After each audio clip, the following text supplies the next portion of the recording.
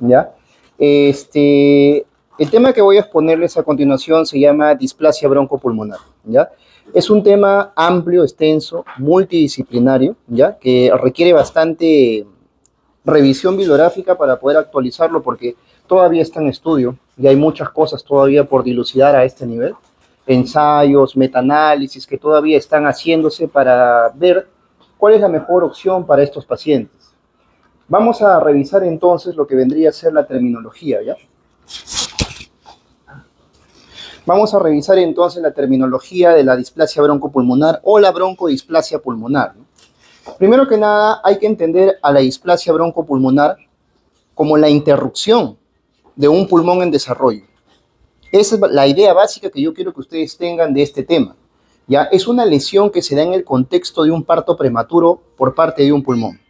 Ahora miren, el pulmón, dentro de lo que vendría a ser el útero, se va a desarrollar por varios factores. No solamente está en el tema de que tienes un pulmón, esperamos 9 meses de lo que dura el embarazo y ya se desarrolló. No, no es así. Hay movimientos respiratorios fetales en los cuales el paciente inhala y exhala o hace el esbozo de hacerlo con el líquido amniótico. Y esos movimientos de líquido amniótico van a darle cabida o paso a que se vayan formando lo que vendría a ser las vías de conducción aérea, ¿no?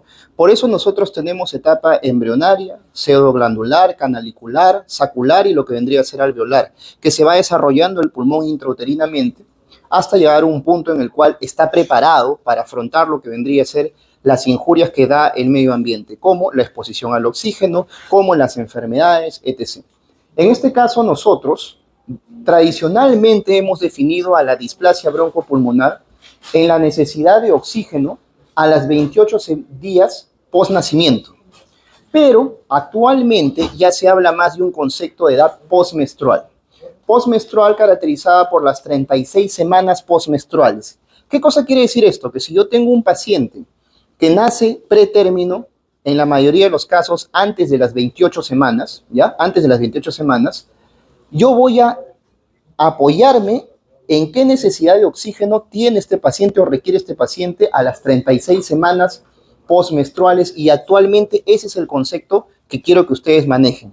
¿Qué es lo que requiere este niño prematuro a las 36 semanas postmenstruales? ¿Qué soporte de oxígeno requiere y cómo lo requiere?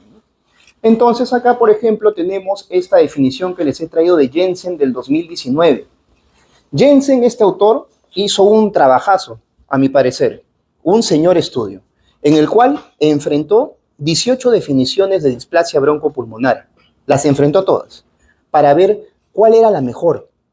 Y descubrió entonces que a través de todo lo que vendría a ser las curvas de Cox, descubrió que la definición que más se adaptaba o más se aplicaba a lo que vendría a ser las comorbilidades y las morbilidades del paciente después de haber nacido, ya era la de las 36 semanas postmenstruales. Entonces, hoy por hoy, la definición de Jensen del 2019 es la que más operativa y más prácticamente se puede utilizar para los ensayos, para los estudios, para el metaanálisis y también la que es más sensible a la morbilidad de los pacientes. Entonces, Jensen nos dice que tú vas a tener una displasia broncopulmonar en aquel paciente que ha nacido pretérmino antes de las 28 semanas con mayor probabilidad y que a las 36 semanas postmenstruales requiere menos de 2 litros de oxígeno por cánula binasal, será una broncodisplasia pulmonar de grado 1 o leve. Aquella entonces que requiera 2 litros a más o presión positiva mediante CPAP nasal o presión positiva no invasiva será de grado moderado o de grado 2. Y aquella displasia broncopulmonar que requiere ventilación mecánica invasiva, en todo caso, siempre va a ser displasia broncopulmonar de grado 3 o severa. Este tipo de definición ya hoy por hoy es la que se está utilizando para la mayoría de los estudios. Atrás quedaron entonces esas definiciones clásicas de si el niño necesita 28 días de oxígeno, ¿ya es una displasia broncopulmonar? No. Ahora, con las 36 semanas postmenstruales, nosotros nos acoplamos más a la morbilidad de estos pacientes, como por ejemplo, días hospitalarios, como por ejemplo, múltiples reingresos, como por ejemplo, necesidad de oxígeno domiciliario por parte de los pacientes. Esta es la que más se adopta y por eso la he incluido en esta exposición como la definición que vamos a desarrollar a lo largo de todas las diapositivas. Sabemos entonces, por epidemiología, que a partir de las 28 semanas para abajo hay muchísimo más probabilidad de desarrollar displasia broncopulmonar. Es lógico, ¿verdad? Si nosotros hacemos una división de lo que vendría a ser la etapa del desarrollo pulmonar, tenemos, vuelvo a repetir, embrionaria, pseudoglandular, canalicular, sacular y alveolar. La broncohisplasia pulmonar ocurre cuando tú interrumpes el pulmón en el estadio canalicular, que más o menos está fluctuando lo que vendría a ser entre las 16 y 17 semanas de formación del pulmón hasta las 26 y 27 semanas de formación del pulmón. En este estadio, como ustedes se pueden dar cuenta, menos de 28 semanas de edad gestacional, las probabilidades de desarrollar displasia broncopulmonar son abismales. A las 22 semanas que nace un feto, ¿ya? Tiene 85% de probabilidad. Y conforme va aumentando la edad gestacional, va disminuyendo la probabilidad, lógicamente, hasta llegar a las 28 semanas, en donde prácticamente 1 de cada 4 niños que nace a las 28 semanas de edad gestacional va a desarrollar una displasia broncopulmonar. Si bien es cierto, la genética ayuda en muchas oportunidades, se dice entonces que los caucásicos son más proclives a desarrollar lo que vendría a ser una displasia broncopulmonar en comparación con los de la raza negra. Ahora bien, acá tenemos entonces el desarrollo del pulmón en las etapas que ya les había mencionado. Acá, por ejemplo, en la etapa embrionaria es cuando recién se va a comenzar a formar todo el conducto respiratorio a través del intestino primitivo que se va ampliando hacia la zona anterior y lo que iba formando lo que vendría a ser el tracto respiratorio en las vías de conducción grandes. Luego, conforme se va desarrollando el pulmón, tenemos la etapa canalicular, que esta es muy importante, porque acá, si se dan cuenta, está entre las 16 y las 26 semanas postconcepcional. En ese momento, cuando nace un paciente en esta edad gestacional, estás interrumpiendo prácticamente todo su desarrollo. A este nivel, se están comenzando a formar recién, inclusive, los esbozos de líquido surfactante, porque el neumocito de tipo 2 comienza a producir pequeñas cantidades de surfactante que es posible encontrarlos a este nivel. Se van formando lo que vendría a ser los canalículos. Y acá, pues, es cuando interrumpimos el desarrollo del pulmón, ¿no? Más adelante, conforme va desarrollándose el pulmón, nosotros sabemos que hay una etapa alveolar que es a partir de las 36 semanas postconcepcionales.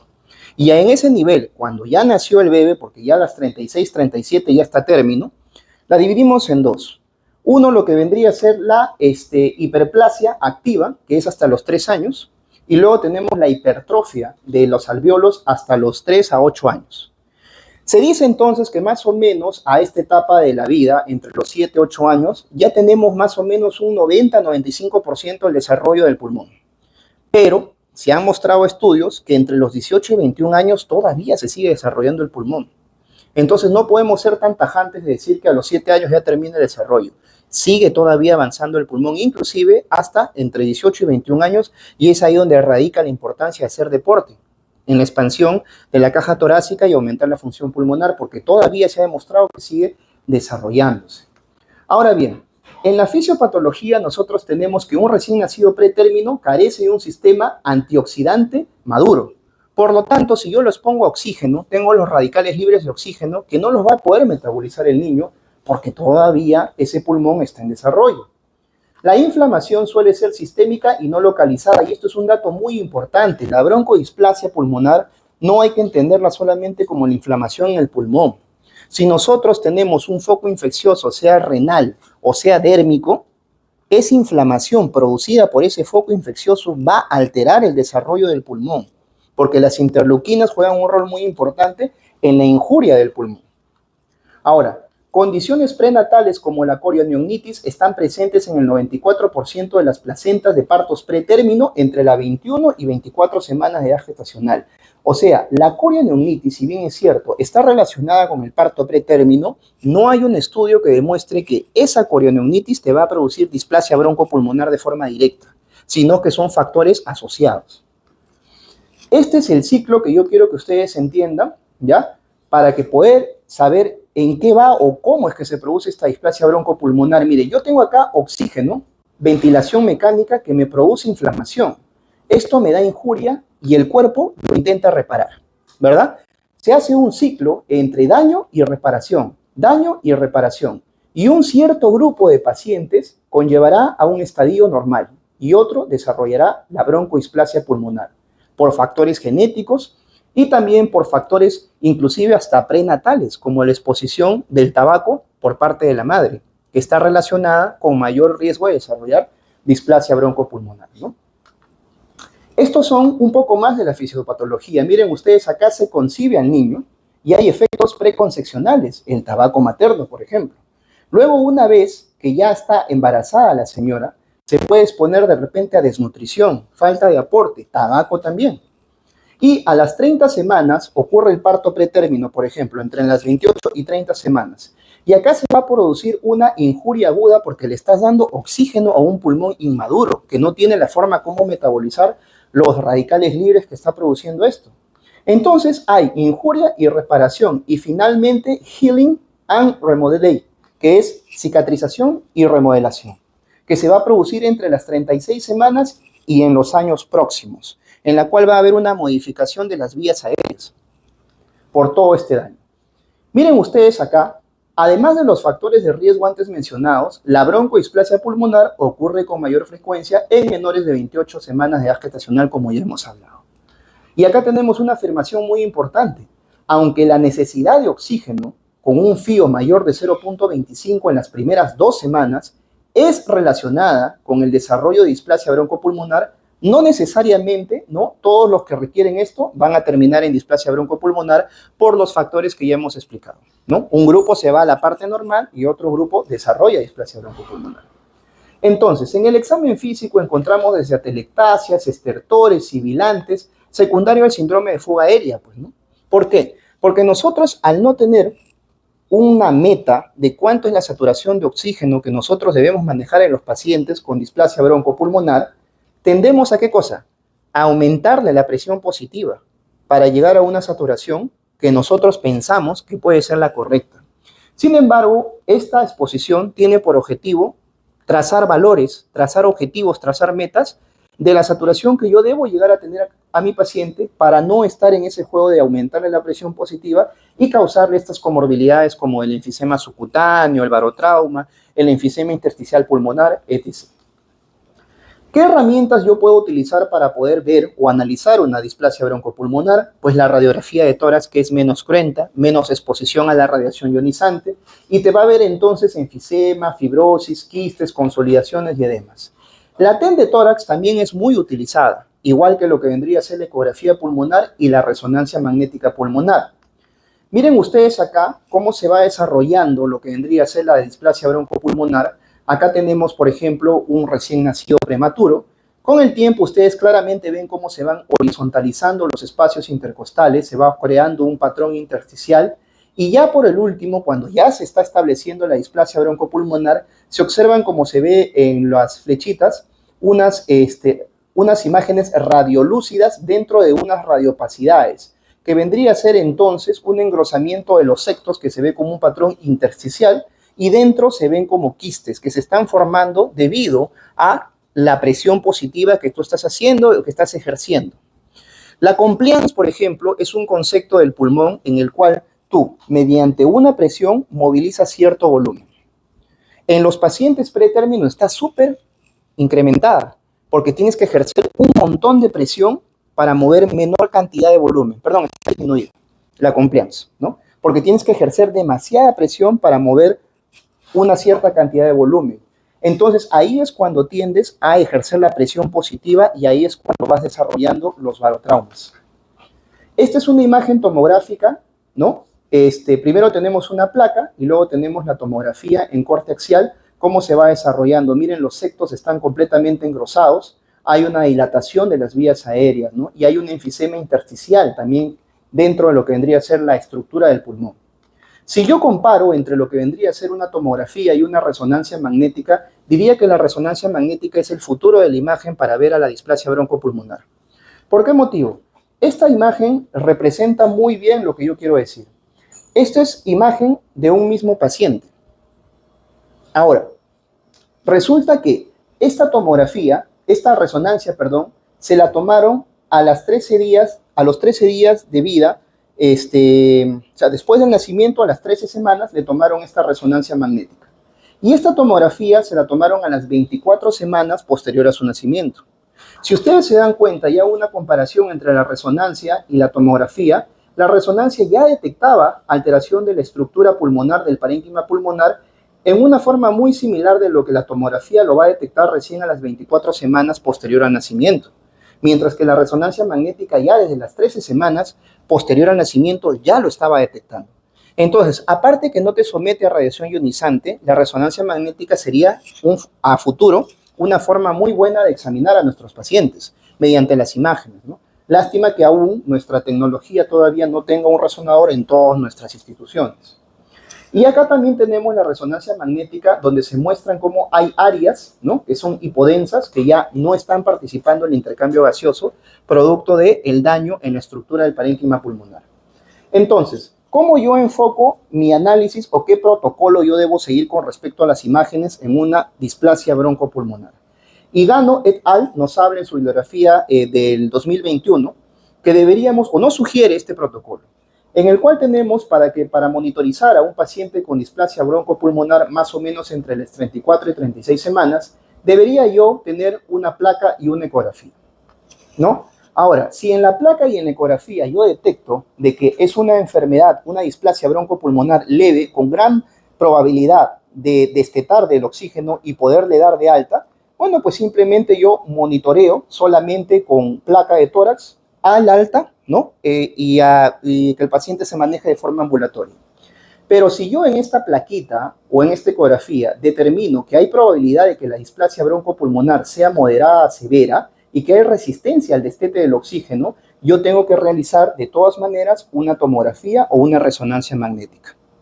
Si yo al momento de tener la tomografía y la resonancia magnética evidencio que hay alteración de la estructura parenquimal del pulmón, entonces yo lo que tendría que hacer es ampliar un poco más y, si es posible, hacer una broncoscopía o inclusive un cateterismo cardíaco, pensando entonces en una complicación de la displasia broncopulmonar.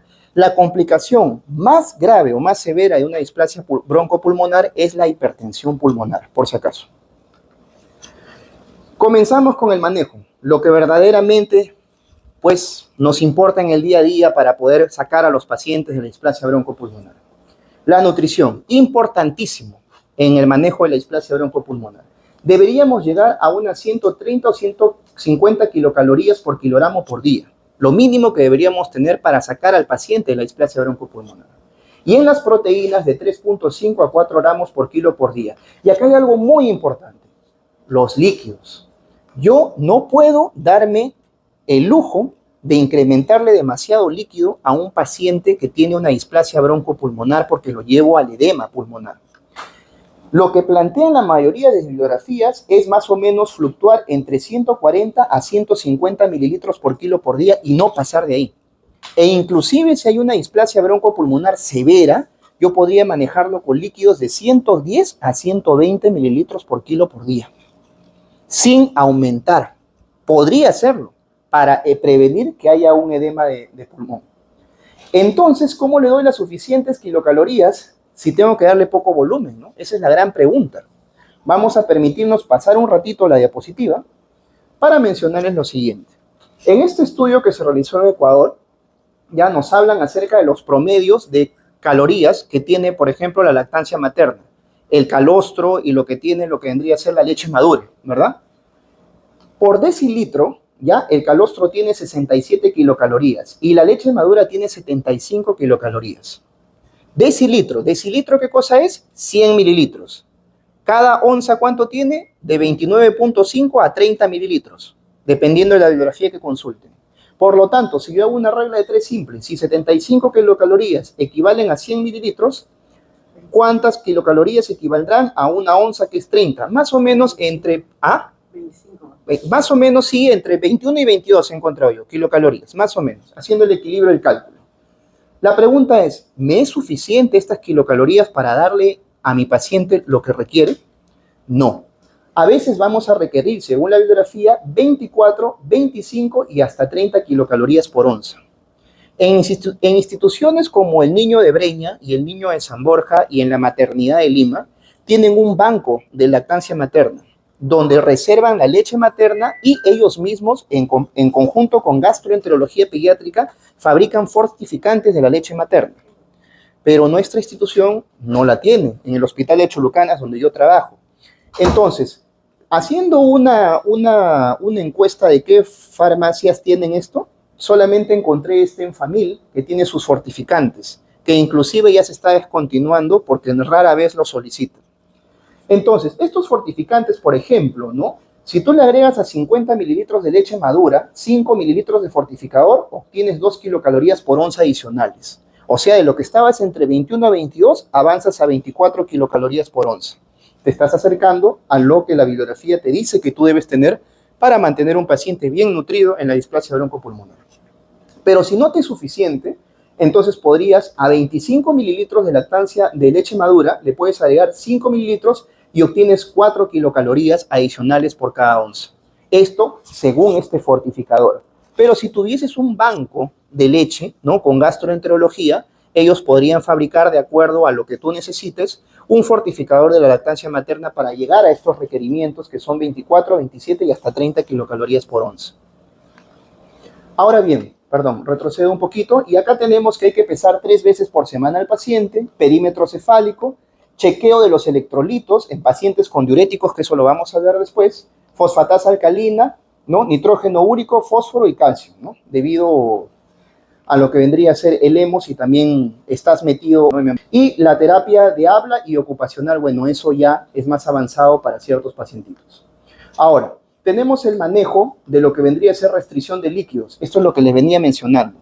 No podemos pasarnos de 140 a 150 mililitros por kilo por día. Y para las displasias broncopulmonares severas, o sea, de grado 3, podríamos ir entre 110 y 120 mililitros por kilogramo por día. Y no pasarnos de este nivel. Ahora, recordemos, la displasia broncopulmonar de grado 3 era aquella que a las 36 semanas postmenstruales requería ventilación mecánica invasiva. La mayoría de la evidencia, lamentablemente, no se ha llegado a concretar porque le han restringido los líquidos antes de establecerse el diagnóstico de displasia broncopulmonar propiamente dicho. En el soporte ventilatorio, yo debo tratar de que nuestro paciente esté en un CPAP o por lo menos en presión positiva no invasiva. Pero si ya lamentablemente el paciente tiene una broncodisplasia pulmonar severa, vamos a encontrarla a las 36 semanas postmenstruales con ventilación mecánica. Si vas a progresar con tu paciente a ventilación mecánica, lo que se sugiere es una ventilación mandatoria intermitente, sincronizada o una asistida controlada para estos pacientes. Con 4 a 6 mililitros por kilo de volumen tidal, que es lo que normalmente se utiliza, y un tiempo inspiratorio de 0.4 a 0.5 por segundo. Y mantener una presión positiva al final de la expiración de 5 a 7 centímetros de agua, con cuidado de la broncomalacia que puede estar presente en estos pacientes. Esto es una de las cosas más importantes, ¿no?, del manejo de la displasia broncopulmonar, la saturación de oxígeno. Nadie me va a dejar mentir de que en todas las unidades de unidad de cuidado del prematuro, siempre hay alguien que ve la saturación en 92%, en 93%, va y le sube la presión positiva o va y le sube el oxígeno. Y ahí es cuando comienzan todos los problemas. Entonces, si nosotros tenemos bien claro el párrafo en azul y el párrafo en negro, nosotros vamos a darle la menor injuria posible a nuestros pacientes para el manejo de broncodisplasia pulmonar. Primero, el objetivo es que llegue a término o mientras aún no presente la vasculatura madura de la retina, es de más de 90% y hasta el 95%. Esa es la saturación objetiva. O sea, si tu paciente no ha llegado a término y aún tiene la vasculatura retiniana inmadura, entonces en ese momento tú no puedes aumentarle la saturación a más de 95%. Lo mantienes entre 90 a 95%, por eso cuando les mencioné al principio de la exposición, la displasia broncopulmonar es una patología multidisciplinaria. El oftalmólogo tiene que ir de la mano con nosotros yendo a controlar esta vasculatura y que nos vaya informando, nosotros también conversando con ellos, colaborándonos mutuamente para ver si la vasculatura retiniana está madura o no está madura. Ahora, una vez que el recién nacido llegue a término y que además tenga la vasculatura madura de la retina, el objetivo recién ahí puede ser mayor de 95%. No antes. No antes. ¿Ya? Nota, podemos ser permisivos con la presión arterial de CO2 entre 55 a 65 milímetros de mercurio e inclusive en la displasia broncopulmonar de grado 3 podríamos permitir hasta 70 milímetros de mercurio con un pH de 7.3 a 7.4. Entonces, sabemos esto. Debemos tener estos conceptos bien claros para no causarle más injuria a los pacientes prematuros. Este es un video que yo les he traído de lo que vendría a ser una broncoscopía. Posterior a lo que vendría a ser una intubación prolongada, tenemos una epiglotis en sigma ahí. Ahí estamos entrando a la vía respiratoria y conforme vamos avanzando, vemos ahí la V invertida, que es de las cuerdas vocales. Y si ustedes observan, acá hay un anillo. ¿Lo pueden ver? Hay un anillo. Ese anillo no debería estar ahí, como si fuera un picarón, ¿verdad? Ya, ese anillo no debería estar ahí. Debería ser un hueco parejo, que es lo que vendría a ser la entrada de la tráquea. A eso se le llama una estenosis subglótica. Y eso es producto de una intubación prolongada. Cuando tú intubas a un paciente mucho tiempo, el cuerpo extraño causa una reacción inflamatoria. Y eso le ha producido una estenosis subglótica, en este caso vendría a ser de grado 1, ¿ya? Que la evidenciamos cuando hicimos la fibrobroncoscopía en el Instituto Nacional de Salud del Niño de San Borja, ¿no?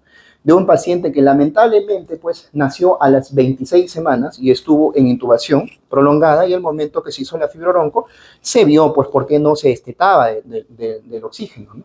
Y en estos casos podríamos hacer una traqueostomía, ¿no? Colocarle un tubo de traqueostomía porque el paciente no se va a destetar del oxígeno por esa estenosis subglótica que va a producir estridor constante y distrés respiratorio.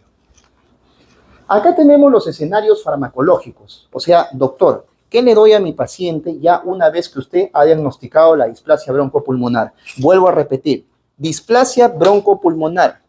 Aquel recién nacido pretérmino que a las 36 semanas postmenstruales requiere oxígeno, ya sea con ventilación mecánica o sin ventilación mecánica. Miren ustedes acá los tres escenarios. Tenemos entonces ingresar a darle al paciente un diurético. Y hay tres formas de que tú puedas darle un diurético a un paciente. Primero, de mantenimiento, para que el paciente no tenga mucho flujo y no progrese al edema pulmonar.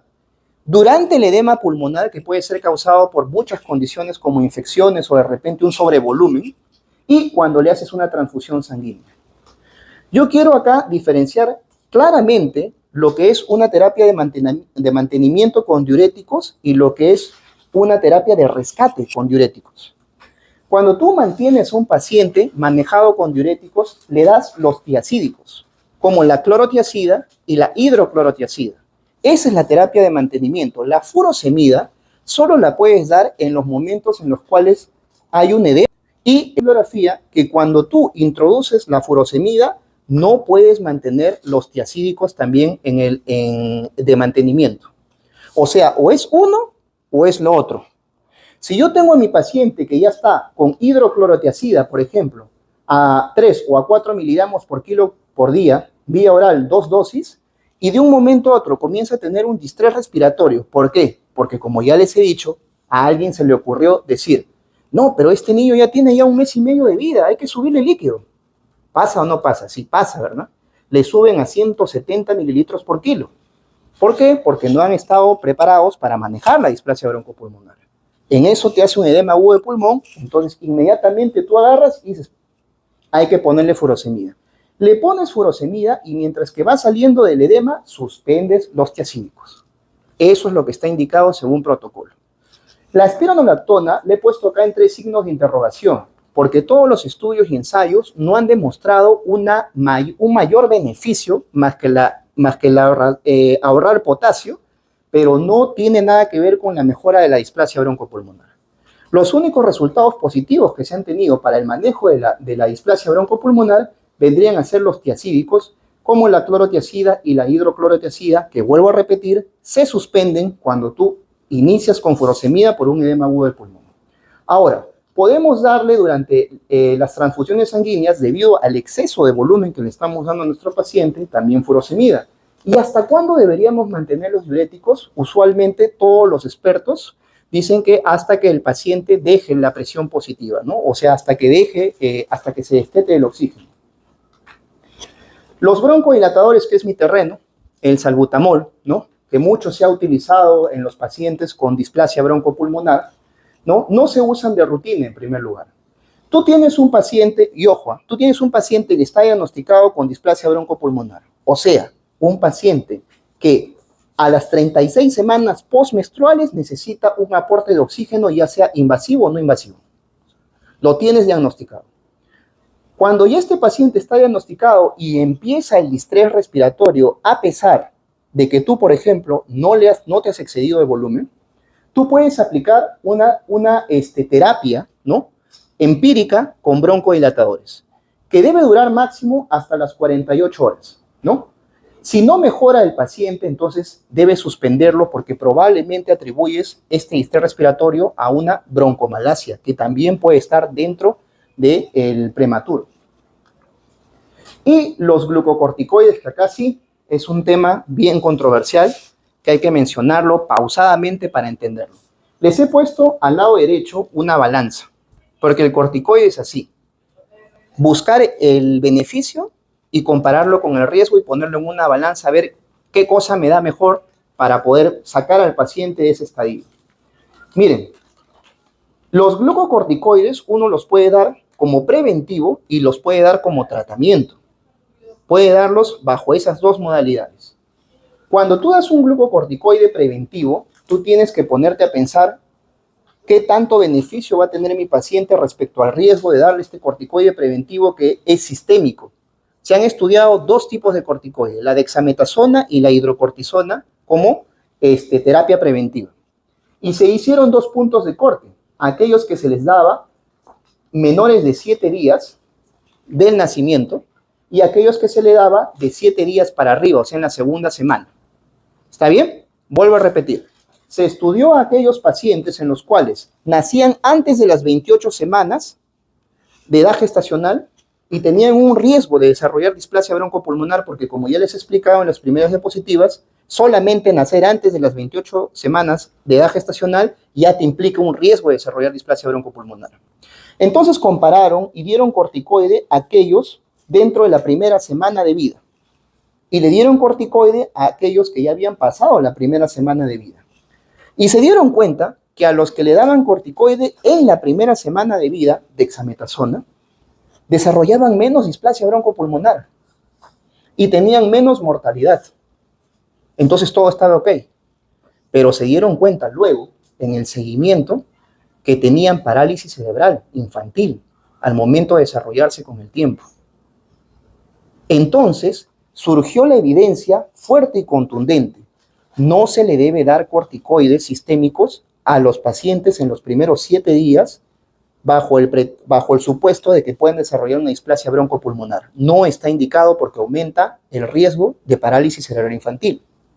Entonces vino el otro brazo de la corte y buscaron a los que se le había dado corticoide a una edad mayor de 7 días después del nacimiento. Y en ello sí se encontró de que había una reducción de la displasia broncopulmonar sin alterar el desarrollo de parálisis cerebral infantil y sin alterar la mortalidad. Entonces, ¿qué es lo que se recomienda a nuestros pacientes? Se les recomienda que sí se puede dar dexametasona a aquellos recién nacidos prematuros con riesgo de displasia broncopulmonar severa o grado 3, solo a ellos. ¿Y qué corticoide es el que se recomienda? La dexametasona. Específicamente yo le daré corticoide, dexametasona, a aquellos pacientes que hayan nacido antes de las 28 semanas, entre la segunda y la cuarta semana de vida, que siguen con dependencia de oxígeno a fracciones mayores de 50%.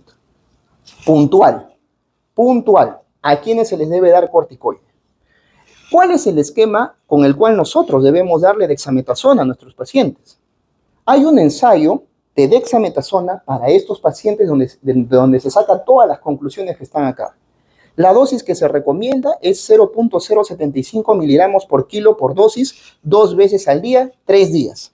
Pasa de los 3 días, 0.05 miligramos por kilo por dosis, 3 días más. Y luego pasas a 0.025 y finalmente a 0.01 por 2 días más y suspendes la dexametasona. Entonces sería esquema de 3-3-2-2.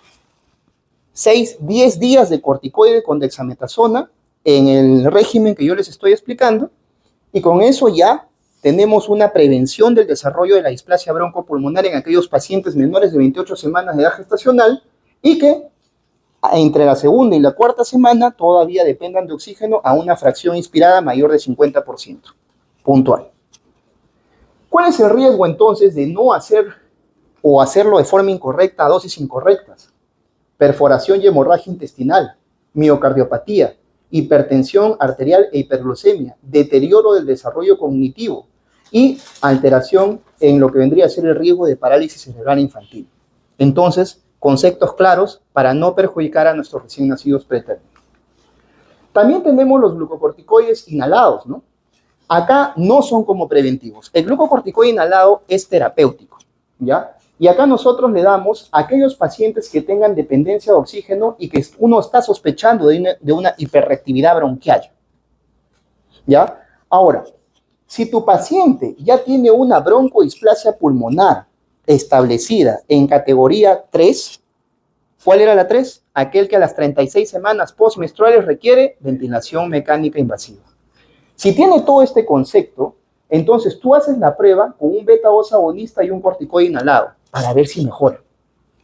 Si no mejora este paciente, entonces ahí recién tú puedes darle hidrocortisona como tratamiento de 7 a 10 días a 5 miligramos por kilo por día. O sea, no es lo mismo dar un corticoide como preventivo a darlo como tratamiento. Es diferente. Y acá tenemos una novedad que me parece que les he traído a ustedes, que va a ser lo que se va a dar de ahora en adelante. He revisado un metaanálisis donde se han hecho varios ensayos, varios estudios, multicéntricos, 18 en total, en el cual se revisan qué fue de aquellos pacientes pretérmino a los cuales se les dio budesonida a 0.25 miligramos por kilo más surfactante. Lamentablemente no todos tienen un patrón uniforme, o sea, no a todos se les ha dado la misma dosis en el mismo tiempo, pero sí coinciden en una cosa: a todos los prematuros se les dio dentro de los 2 primeros días de vida. O sea, nació el paciente pretérmino menor de 28 semanas y dentro de los primeros 2 días de vida se le dio la budesonida y el surfactante. Y los resultados son prometedores. Un riesgo relativo de casi disminución del 50% del desarrollo de displasia broncopulmonar. Y sin relación con alteraciones en el riesgo de parálisis cerebral infantil. Entonces, probablemente, este estudio de acá sea el preámbulo de una nueva era en la cual ya no vamos a dar dexametasona en esquema 3-3-2-2, sino vamos a dar ahora budesonida intratraqueal para prevenir la displasia broncopulmonar en un 50%. La bibliografía está acá adjunta, se las puedo pasar después. Y luego tenemos el manejo de la exacerbación, que es evaluación de los líquidos, ya sabemos. Está con edema pulmonar, está con distrés, revisa tus líquidos, no te vas más allá de 150 mililitros por kilo. Evaluación de la fase expiratoria para ver si es un patrón obstructivo. Radiografía de tórax por si hay síndrome de fuga aérea, neumotórax, enfisema subcutáneo, etc. Prueba de laboratorio como hemograma y análisis de gases arterial con electrolitos para ver en cómo está el nivel arterial de CO2 y ver si nos podemos dar la hipercapnia permisiva, que es de 55 a 60 milímetros de mercurio, o inclusive hasta 70 en las displasias broncopulmonares de grado 3 o severas. Considerar la presencia de neumonía asociada a ventilador, pseudomonas, estafilococo. Considerar la presencia de tráqueo, bronco, malasia. Entonces, la exacerbación se maneja de acuerdo al factor que la desencadena.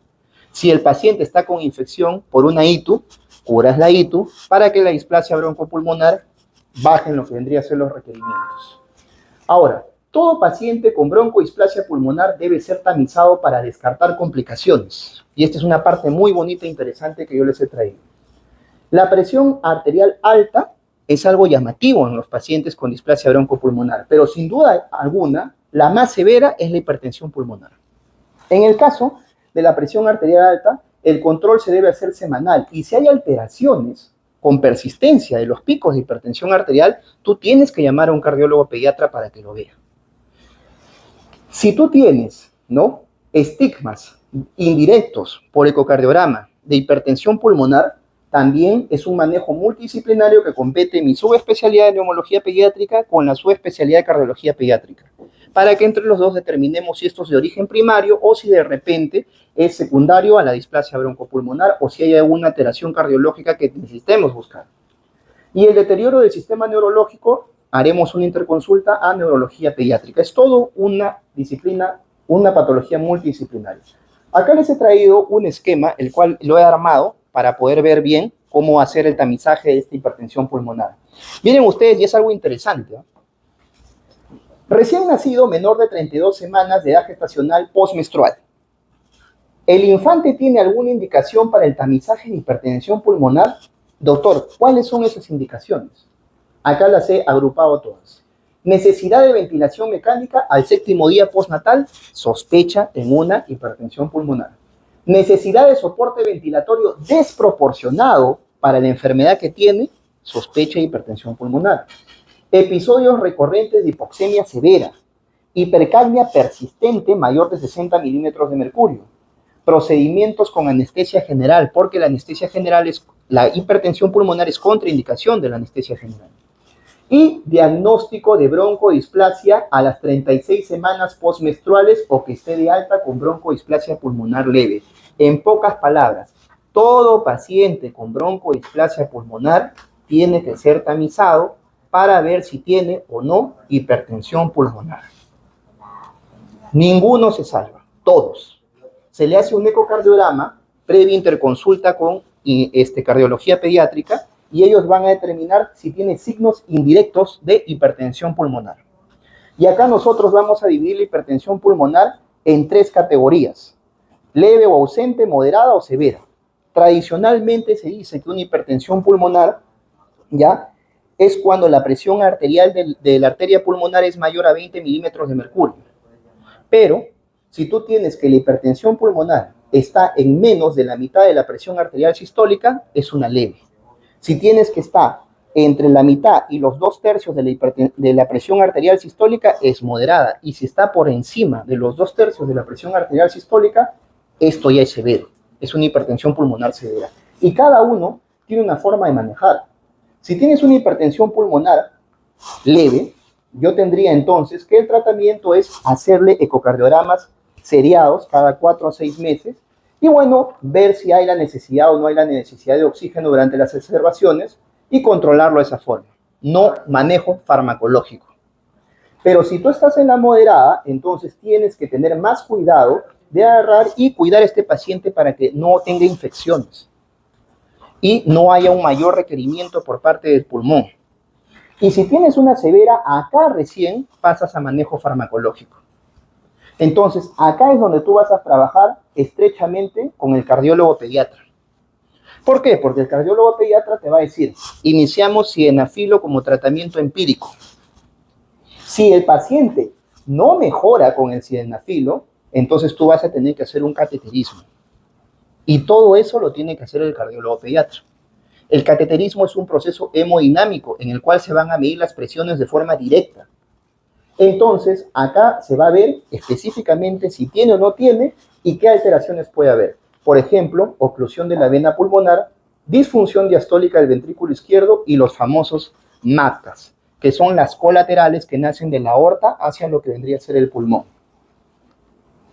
Acá tenemos lo que vendría a ser la protección de un paciente con displasia broncopulmonar. ¿Qué le ofrecemos al paciente con broncodisplasia pulmonar para que no se perjudique o no tenga exacerbaciones? Bueno, les cuento que en los pacientes menores de 5 años, el virus sincitial respiratorio es uno de los principales agentes etiológicos de enfermedades respiratorias. Entonces, se ha inventado un anticuerpo monoclonal, que es el Synagis, ¿no? El Synagis. Este es un anticuerpo monoclonal que es una inmunoglobulina G1 del ratón, que ha sido humanizada. Pero el 95% de todo el genotipo de este anticuerpo monoclonal le pertenece al humano y solo un 5% le pertenece al ratón. Y se ha hecho una mezcla y eso es lo que se aplica a los pacientes. ¿Cómo se aplica este fármaco a los pacientes? Se le da 15 miligramos por kilogramo de peso de forma intramuscular una vez al mes. y se lo da, según el estudio de New England, 5 dosis: abril, mayo, junio, julio y agosto, que son las épocas en las cuales hay brote de virus, ¿verdad? Con eso nosotros protegemos a nuestro paciente de que desarrolle las formas severas de bronquiolitis.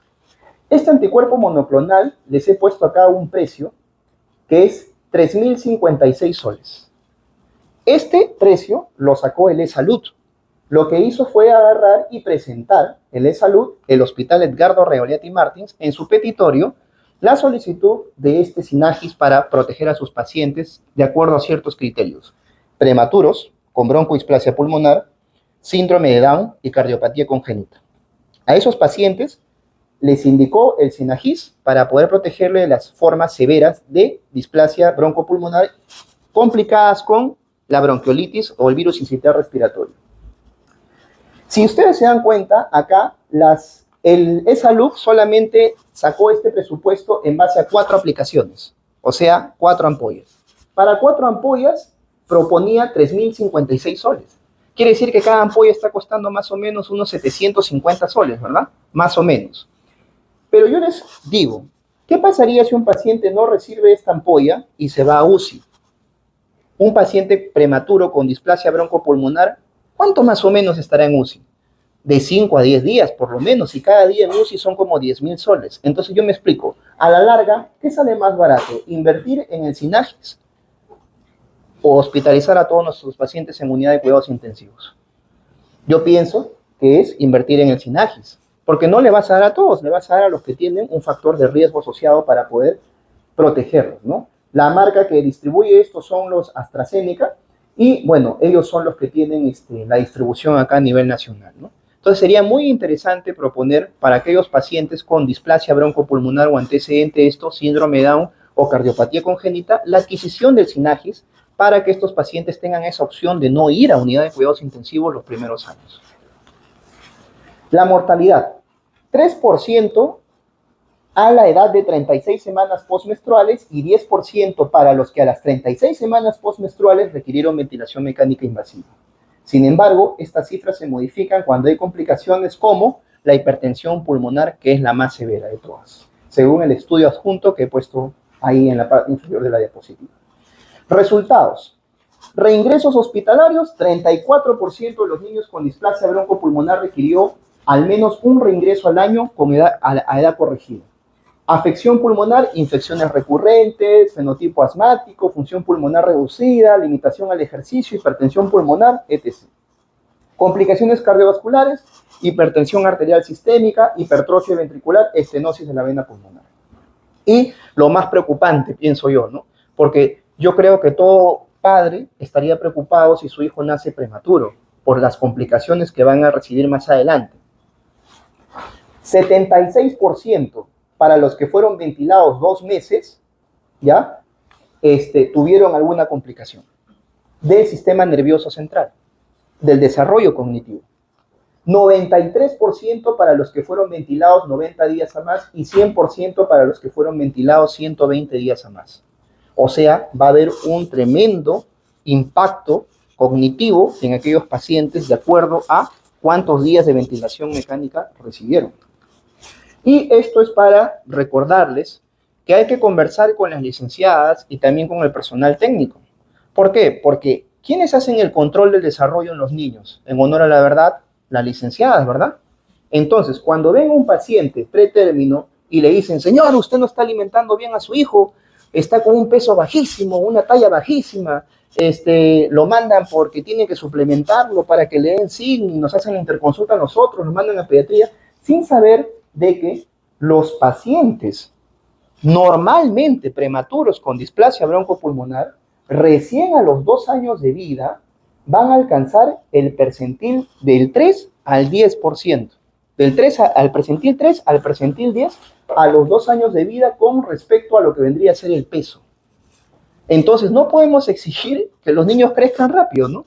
Si sabemos este dato, sabemos entonces que al año de vida este paciente todavía va a estar en el percentil 3 o en el percentil 5, y no es que esté anormal, sino es que es parte de su desarrollo.